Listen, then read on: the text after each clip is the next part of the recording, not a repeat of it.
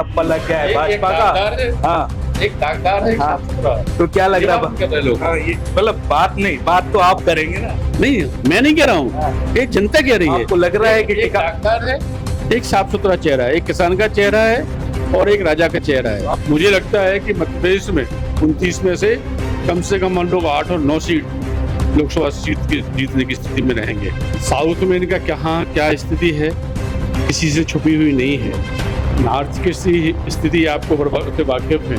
हिंदी भाषी राज्य जहाँ पर हैं, यहाँ पर भर इनकी स्थितियाँ मजबूत हैं। ये मोदी मैजिक जो है अब ज़्यादा चलने वाला नहीं है। दमोह संसदीय क्षेत्र से लगातार भारतीय जनता पार्टी के सांसद जीते।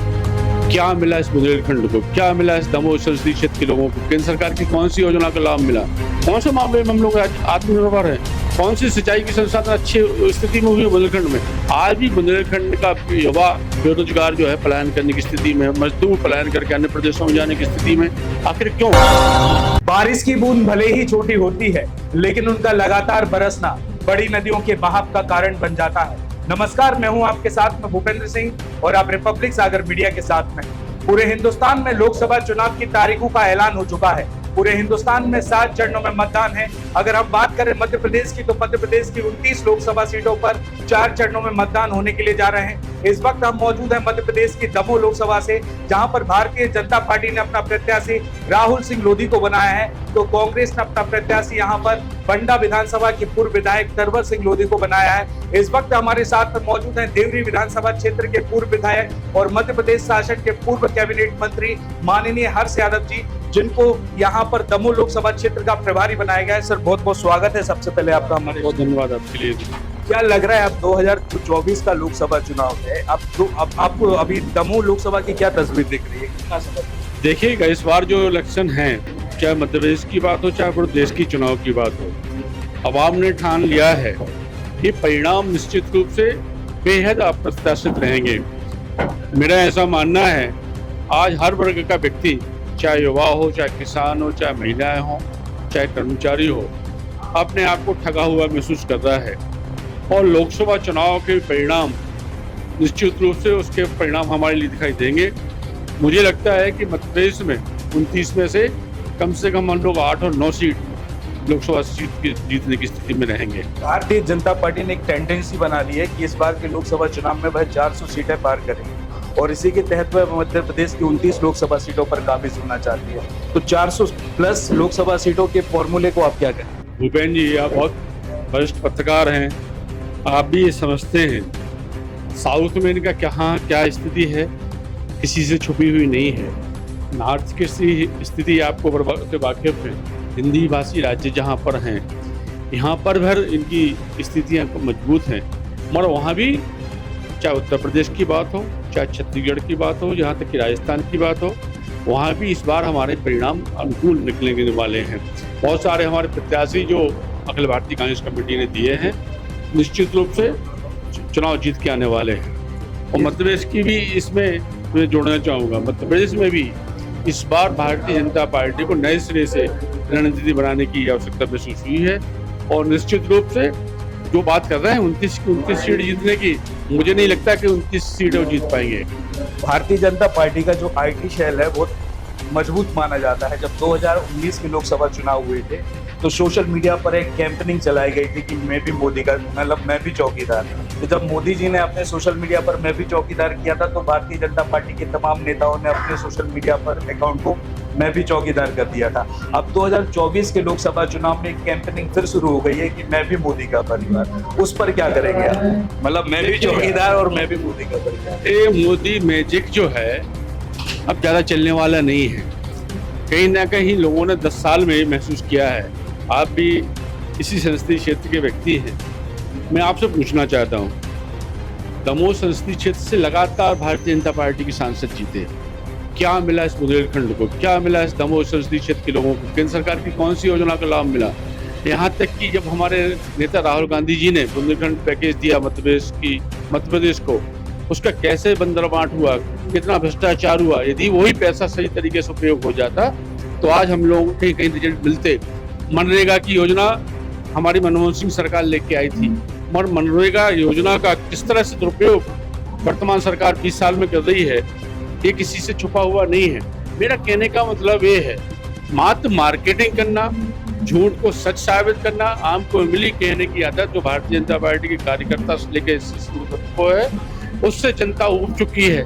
जिस तरह से 84 का चेहरा लोग पसंद नहीं कर रहे थे, आज हालत ये है कि जब टीवी पे लोग बैठते हैं और जब परिवार के साथ, बच्चों के साथ जब टीवी देखते हैं, जैसे ही मोदी जी का चेहरा दिखाई देता है, लोग चैनल बदल लेते हैं। मैं नहीं कह रहा हूँ, आम आदमी की आवाज उठने लगी है कि कहाँ तक ये बर्दाश्त करें, कहाँ तक ऐड, कहाँ तक विज्ञापन।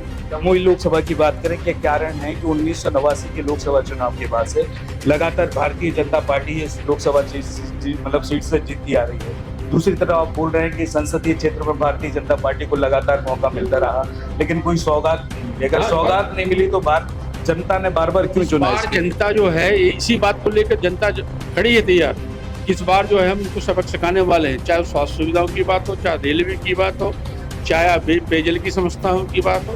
कौन से मामले में हम लोग आत्मनिर्भर हैं? कौन सी सिंचाई की संसाधन अच्छी स्थिति में हुई बुंदेलखंड में?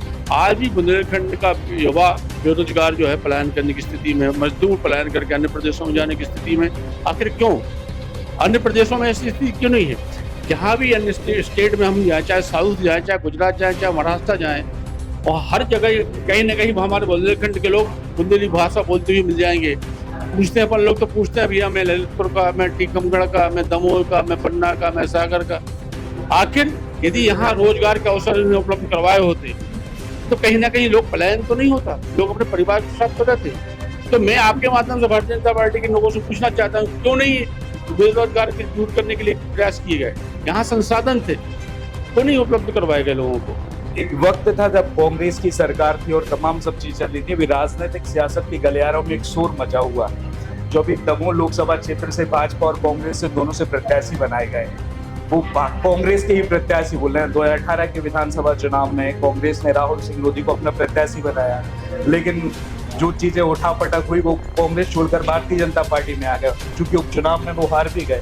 अब लोग ये बोल रहे हैं कि वो कांग्रेस का ही नेता है, लेकिन भारतीय जनता पार्टी की तरफ से खड़ा है, और अब कांग्रेस ने अपना जो कैंडिडेट बनाया है तरवर सिंह को, अब तो कांग्रेस नेता लड़ रहा है, मगर एक पर ठप्पा लग गया है भाजपा का। हाँ, एक दागदार है, हाँ, तो क्या लग रहा है? मतलब बात तो आप करेंगे ना? नहीं, मैं नहीं कह रहा हूँ, ये जनता कह रही है। आपको लग रहा है कि दागदार है, एक साफ सुथरा चेहरा है, एक किसान का चेहरा है और एक राजा का चेहरा है। आपको लग रहा है कि टिकाऊ और बिकाऊ मुद्दा बनेगा? मैं नहीं बना रहा हूँ, एक जनता बनाने वाली है, आम आदमी बनाने वाली है। आप जनता के बीच में जब हम लोग जाते हैं तो जनता हमसे कहती है, आपसे कहती है कोई कि चुनाव जो है टिकाऊ और बिकाऊ के बीच में है, किसान के बीच में है और राजा के बीच में चुनाव है, सेवक के बीच में चुनाव है और राजा के बीच में चुनाव है। किन मुद्दों को लेकर अब दमोह लोकसभा क्षेत्र के मैदान में? जो मैंने आपसे बात की, यही हमारे मुद्दे हैं। किसानों को MSP मिले, स्वास्थ्य सुविधाओं का विस्तार हो। हमारे बहुत सारे बुंदेलखंड के ऐसे जिले हैं जहाँ पर रेल सुविधाएं नहीं मिल पाई हैं इतने लंबे समय से। MSP पर बात की तो मैं एक चीज कर रहा हूँ, अभी जो चुनाव मतलब किसान आंदोलन चल रहे हैं दिल्ली बॉर्डर पे, भारतीय जनता पार्टी के कई बोल रहे हैं कि लोग बोल रहे हैं कि ये राजनीतिक है ना। कर रहा हूँ मैं, SP की बात मध्य से जोड़ के बोल रहा हूँ। आपको याद दिलाना चाहता हूँ, बीजेपी का संकल्प पत्र था, आपने सबने पढ़ा है 2023 के विधानसभा चुनाव में, संकल्प पत्र बोलते हैं हम लोग। उन्होंने कहा था कि 27 रुपए क्विंटल हम गेहूं का समर्थन मूल्य पर खरीदेंगे, कहा था। 3100 रुपए धान खरीदेंगे, शिवराज सिंह जी ने कहा था। शिवराज सिंह जी पूर्व हो गए, मगर क्या वजह है? सरकार बीजेपी की है, डॉक्टर मोहन यादव जी उन्हीं की पार्टी के मुख्यमंत्री हैं। बोनस की बात की गई, 125 रुपए देंगे, मगर मैं आपके माध्यम से पूछना चाहता हूं भारतीय जनता पार्टी के नेताओं से, 2018 में भी इन्होंने कहा था कि हम बोनस देंगे, बोनस की घोषणा भी हुई, मगर बोनस ना उस समय मिली ना इस बार पैसे मिलने वाले। मात्र बोनस की बात पर की जाएगी, मगर MSP पे जो खरीदने की वाली बात जो है उसको लागू करने की स्थिति में नहीं है। आज मैं आप लोगों से पूछना चाहता हूँ, 450 रुपये में सिलेंडर दे रहे क्या? ये इन्होंने कहा था शिवराज सिंह जी ने विधानसभा चुनाव में संकल्प पत्र के माध्यम से कि हर लाडली बहना को हम 450 रुपये में सिलेंडर देंगे। नहीं मिल रहा कहीं भी। और यहाँ तक कि बहुत सारी लाडली बहना उनको अभी भी पैसा मिलना बंद हो गया है, ये वास्तविक स्थिति है। 2019 के लोकसभा चुनाव में भारतीय जनता पार्टी ने 29 लोकसभा सीटों में से 28 सीटें जीती थी, छिंदवाड़ा छूट गई थी। इस बार के लोकसभा चुनाव में भारतीय जनता पार्टी ने विवेक बंटी साहू को अपना प्रत्याशी बनाया है छिंदवाड़ा में, और भारतीय जनता पार्टी पूरी ताकत झोंक रही है छिंदवाड़ा लोकसभा सीट पर। आपको लगता है कि वहां पर कोई चमत्कारी परिणाम निकल कर आएगा? ना वहाँ चमत्कार निकलने वाले हैं, ना दमोह में निकलने वाले हैं। वहाँ भी नकुल नाची अच्छी मतों से जीतने वाले हैं। अन्य विधानसभा लोकसभा क्षेत्रों में, चाहे वो मंडला की बात हो, चाहे सतना की बात हो, चाहे दमोह की बात हो, चाहे सीधी की बात हो, बहुत सारी संसदीय क्षेत्रों में हम लोग अच्छी फाइट में हैं। और चुनाव की वोटिंग का समय जैसे आएगा हम लोग जीतने की स्थिति में पहुंचेंगे। भारतीय जनता पार्टी तो ठोक बजाकर बोल रही है कि 29 लोकसभा सीटों पर वह काबिज होगी। अगर हम बात करें मध्य प्रदेश की 29 ही लोकसभा सीटों के बारे में, तो कांग्रेस कितने पर लीड ले सकती है? मैंने अभी कहा ना आपसे कि हम लोग 8 और 9 सीट जीतने की स्थिति में हैं। सिर्फ 8-9?